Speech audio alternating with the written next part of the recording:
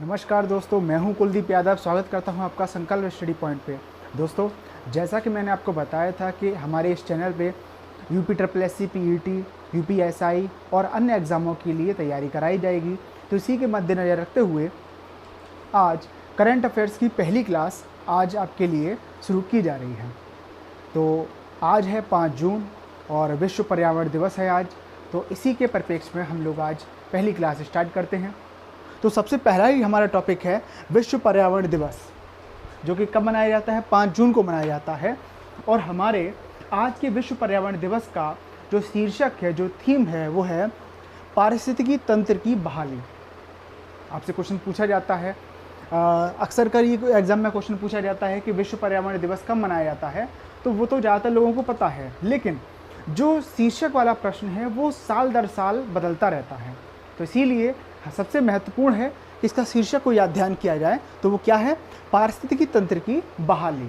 और किसी भी पारिस्थितिक तंत्र की बहाली के लिए हम लोग क्या प्रयास कर सकते हैं? इसके लिए हमारे प्रयास होने चाहिए कि ज़्यादा से ज़्यादा पेड़ों को लगाया जाए और हमारा जो पर्यावरण है इसमें सहयोग किया जाए।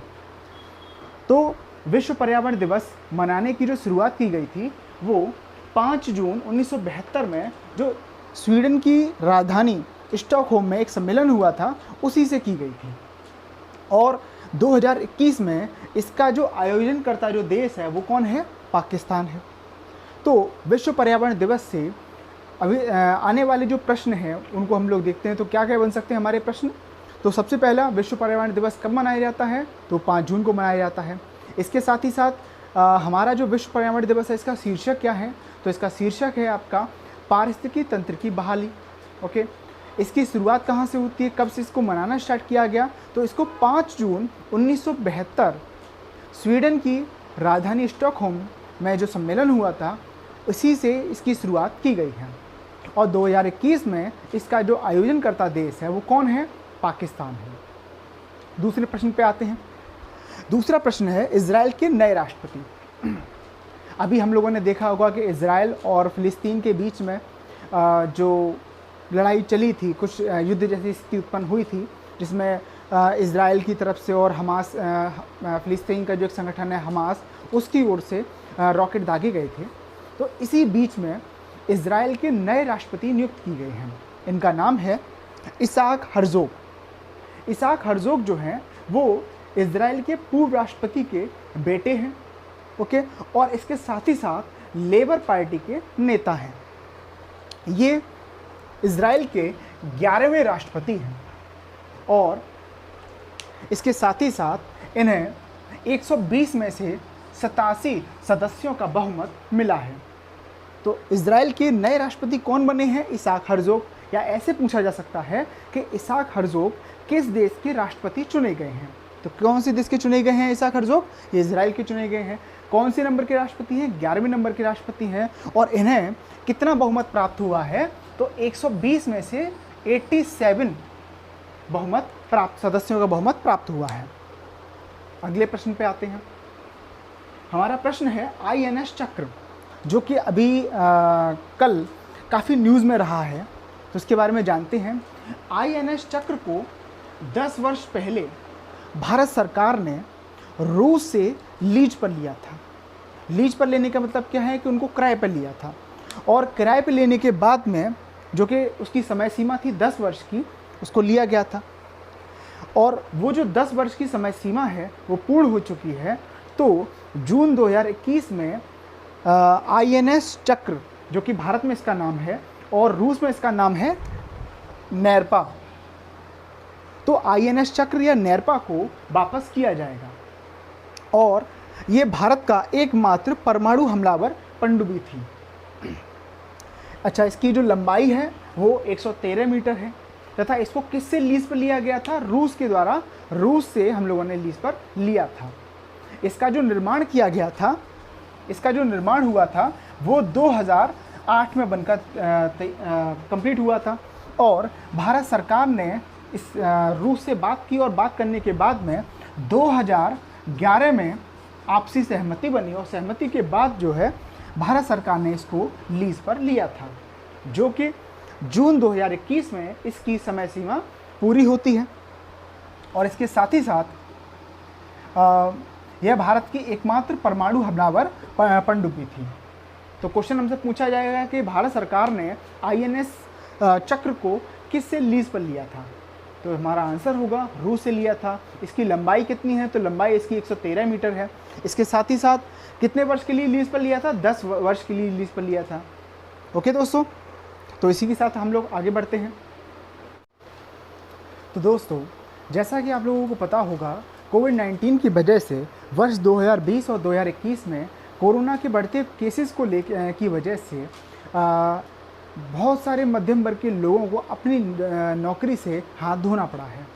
और इसी समय में एक अंतर्राष्ट्रीय संगठन ने एक अपनी रिपोर्ट जारी की है, और उस रिपोर्ट में क्या कहा गया है उसको हम देखते हैं। तो देखिए दोस्तों, उस अंतर्राष्ट्रीय संगठन का नाम है अंतर्राष्ट्रीय श्रम संगठन, जिसको इंटरनेशनल लेबर ऑर्गेनाइजेशन कहा जाता है, जिसकी रिपोर्ट में कहा गया है कि वैश्विक रूप से संपूर्ण विश्व में 2022 तक 5.7% की बेरोजगारी का अनुमान लगाया गया है। तो ये जो अनुमान लगाया गया है, ये कब तक लगाया गया है? 2022 तक। ओके दोस्तों, इसके साथ ही साथ अगर हम लोग इसके बारे में जानें तो अंतर्राष्ट्रीय श्रम संगठन की स्थापना 11 अप्रैल 1919 को की गई थी। इसके साथ ही साथ इसके जो अध्यक्ष हैं वो गाय राइडर तथा इसके अध्यक्ष जो हैं वो गाय राइडर हैं, और इसके साथ ही साथ इसके जो चेयरपर्सन हैं वो हैं अपूर्व चंद्र।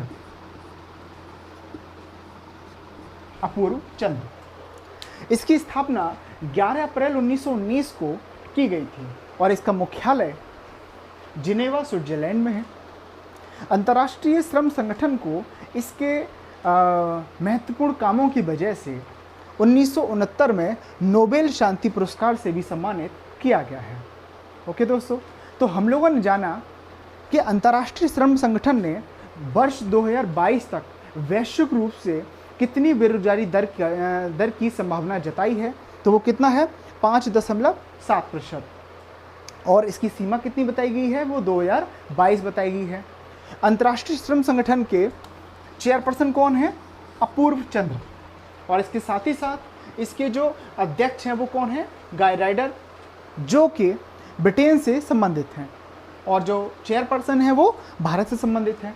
इसकी स्थापना कब की गई है? 11 अप्रैल 1921 को की गई है। मुख्यालय इसका जिनेवा स्विट्जरलैंड में, और 1969 में इसको नोबेल शांति पुरस्कार से सम्मानित किया गया था। ओके दोस्तों, हम लोग दूसरी न्यूज़ पे आते हैं। तो दूसरी न्यूज़ है MV एक्सप्रेस पर्ल। अब क्वेश्चन उठता है, क्या है MV एक्सप्रेस पर्ल? तो MV एक्सप्रेस पर्ल एक जहाज़ है जो कि कोलंबो के तट पर डूब गया, और इसके डूबने का कारण जो है वो अभी तक सरकारों को नहीं पता चला है। तो सबसे पहले आखिर ये जो कोलंबो MV एक्सप्रेस पर्ल है ये किस देश से संबंधित है? तो देखिए, MV एक्सप्रेस पर्ल सिंगापुर का एक जहाज़ है जो कि रसायन को लाने और ले जाने का काम करता था, जिसकी लंबाई 186 मीटर थी। और इसके डूबने से इसमें आग लग गई, और आग लगने के बाद में जब ये डूबता जा रहा था तो सिंगापुर और कोलंबो की नौसेना के द्वारा प्रयास किया गया कि इसको ठंडा करने के लिए या इसकी आग को बुझाने के लिए इसको गहरे समुद्र की ओर ले जाया जाए, और इसके लिए 12 दिन तक लगातार प्रयास किए गए। लेकिन वो जो जहाज़ है वो कोलंबो के तट पर ही डूब गया, और डूबने से होता क्या है, जितना भी उसके अंदर रसायन वगैरह भरा हुआ था उसको वो पानी में जो है मिल गया है। और इसकी वजह से पर्यावरणविद ये अनुमान लगा रहे हैं कि इससे पर्यावरण को नुकसान की आशंका हो सकती है। ठीक है दोस्तों, तो हमसे क्वेश्चन पूछा जाएगा कि MV एक्सप्रेस पर्ल ये किस देश से संबंधित है? तो किससे है? सिंगापुर का जहाज है ये। और किसके तट पर ये डूबा था? तो श्रीलंका के तट पर, कोलंबो के तट पर। इसकी लंबाई जो थी वो 186 मीटर थी, और इसके साथ ही साथ इसको बचाने के लिए या इसके बचाने के लिए 12 दिन तक लगातार प्रयास किया गया था, जो कि असफल रहा। और इसका कार्य क्या होता था, ये रसायन को लाने और ले जाने का काम किया जाता था इसके माध्यम से। तो दोस्तों, हम लोग आगे बढ़ते हैं और हम लोगों को पता होगा कि जिस तरीके से अमेरिका के राष्ट्रपति के इलेक्शन हुए थे और राष्ट्रपति के इलेक्शन के बाद में जिस तरीके से वहाँ पर प्रदर्शन हुए थे, इन सभी चीज़ों को हम लोग भूल तो नहीं सकते हैं।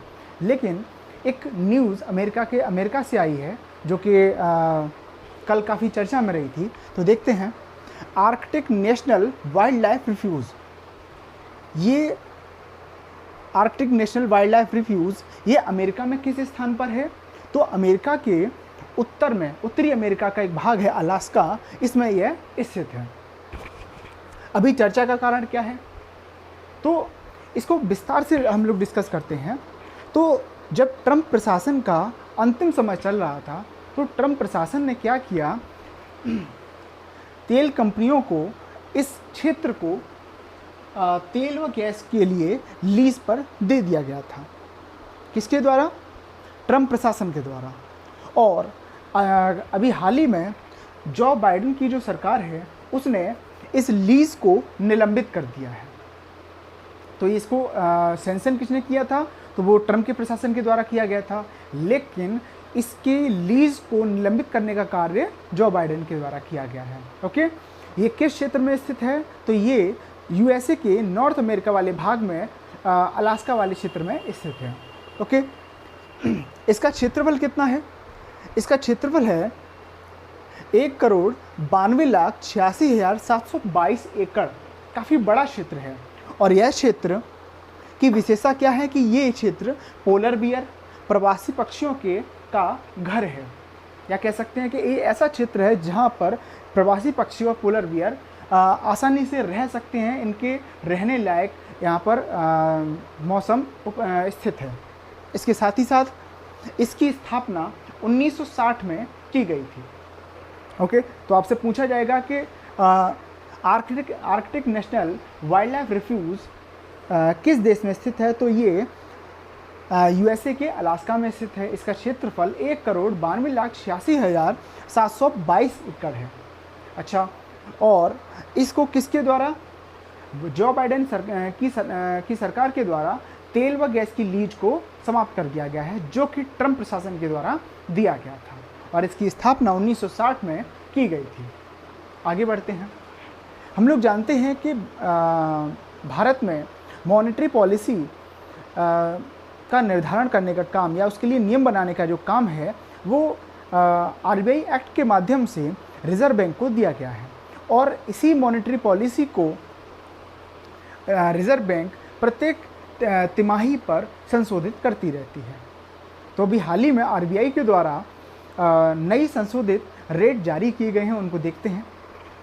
तो आरबीआई के द्वारा जो रेपो रेट जारी की गई है वो कितनी है? 4%। रेपो रेट कितनी है? 4%। रिवर्स रेपो रेट कितनी है? 3.35। ओके दोस्तों, एमएसएफ की बात की जाए तो एमएसएफ कितना है? 4.25%।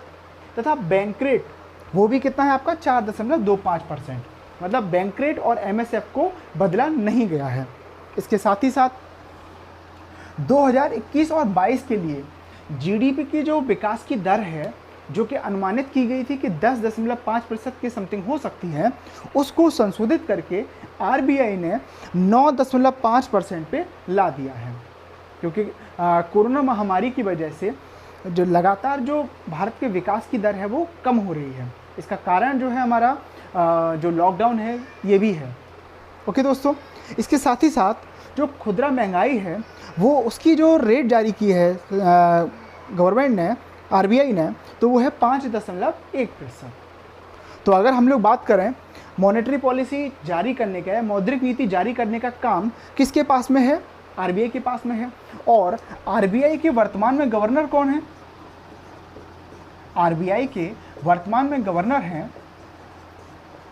शक्तिकांत दास। और ये है आरबीआई के 23rd गवर्नर हैं और इन्होंने उर्जित पटेल का स्थान लिया था। ओके दोस्तों, इसी में आगे बढ़ते हैं हम लोग। तो आइए दोस्तों, तो हम लोग एक और प्रोग्राम के बारे में जानते हैं जिसका नाम है कोवैक्स प्रोग्राम। हाल ही में इसका चर्चा का कारण है कि जापान सरकार ने इसके लिए $800 मिलियन की घोषणा की है। अच्छा, अब हमारे सामने प्रश्न बनता है कि ये जो कोवैक्स प्रोग्राम है ये किससे जुड़ा हुआ है। इसका अगर हम लोग नाम देखें तो नाम से ही हमें ऐसा लगता है कि ये जो है कहीं ना कहीं कोविड से जुड़ा हुआ है। तो जी हाँ, बिल्कुल ये कोविड से ही जुड़ा हुआ है। और ये जो प्रोग्राम है ये इसका उद्देश्य है कि सभी देशों द्वारा उनकी आय के स्तर की परवाह किए बिना टीका तक समान पहुंच प्रदान करना। जैसा कि हम देखते हैं कि भारत सरकार के द्वारा 3 या 4 तरीके के टीके विकसित कर लिए गए हैं। ऐसा ही यूरोप के देशों के द्वारा, यूएसए के द्वारा, रशिया के द्वारा। रशिया का जो टीका है उसका नाम है स्पुतनिक, आप लोगों को पता होगा इसके बारे में। तो कुछ ऐसे कंट्री भी हैं जो टीका की खोज नहीं कर पाए हैं या टीका अफोर्ड नहीं कर पा रहे हैं, है ना, जिनकी जो पर कैपिटल इनकम है वो काफ़ी कम है या उनकी जो जीडीपी है उनका लेवल काफ़ी कम है, लेकिन उनको वैक्सीन की ज़रूरत है, टीके की ज़रूरत है। तो इसी के लिए अंतर्राष्ट्रीय स्तर पर एक कार्यक्रम बनाया गया है जिसको कोवैक्स के नाम से जाना जाता है। इस कोवैक्स के अंदर 3 सहयोगी हैं। तो पहला सहयोगी है जिसको कहते हैं गावी, GAVI। इसका फुल फॉर्म होता है Global Alliance for Vaccines and Immunisations. Okay, इसका ये जो गावी है ग्लोबल अलायंस फॉर, इसमें जो है कौन कौन से सहयोगी हैं। तो सबसे पहले जो सहयोगी है वो bill Gates and Melinda foundation है। ओके, जो कि हमारा विश्व के जो जाने माने उद्योगपति हैं बिल गेट्स, उनसे जुड़ा हुआ है। इसमें भारत भी सहयोगी है, नॉर्वे है, वर्ल्ड इकोनॉमिक फोरम है, ये सभी इसमें सहयोगी है। किसमें? गावी प्रोग्राम में। और इस गावी प्रोग्राम का काम क्या होता है कि ये फंड रेज करता है किसके लिए? आविष्कार व खोज करने के लिए, जो कोवैक्सीन्स हैं इनकी खोज करने के लिए। इसके साथ ही साथ इसका एक और सहयोगी है जिसको कहते हैं CEPI, जिसका मुख्यालय है देवास, स्विट्जरलैंड में, और इसकी स्थापना सन 2000 में की गई थी। और इसका कार्य होता है कि पेंडेमिक के समय में प्रिपेयर करना, मतलब इसका जो फुल फॉर्म है वो पेंडेमिक की फॉर्म के समय में देशों को या ग्रुप को प्रिपेयर करना। ओके, इसके साथ ही साथ जो तीसरा इसका सहयोगी है वो है WHO, World Health Organization. Okay दोस्तों, तो अगर आपसे पूछा जाएगा कि जो कोवैक्स प्रोग्राम है वो किससे संबंधित है, तो वो अंतर्राष्ट्रीय स्तर पर आय की सीमा की परवाह किए बगैर जो छोटे छोटे देश हैं जिनकी पर कैपिटल इनकम बहुत कम है, ऐसे देशों को टीका मुहैया कराने की ये मुहिम है। ओके, और इसमें 3 सहयोगी हैं, गावी, CEPI और WHO। गावी की फुल फॉर्म है Global Alliance for Vaccines and Immunisations, और इसके जो सहयोगी हैं वो हैं आपके Bill Gates and Melinda Foundation. इसके साथ साथ India, Norway, World Economic Forum. And इसका काम होता है आविष्कार व खोज करना, किसके लिए? वैक्सीन्स बनाने के लिए। ओके, तो जापान सरकार ने इसके लिए कितना $800 मिलियन देने की घोषणा की है। ओके दोस्तों, तो आज का जो करंट अफेयर्स है वो यहीं तक है दोस्तों। तो कैसा रहा अपना रिव्यू दीजिए, और इसके साथ ही साथ वीडियो को लाइक कीजिए और चैनल को सब्सक्राइब कीजिए। नमस्ते दोस्तों।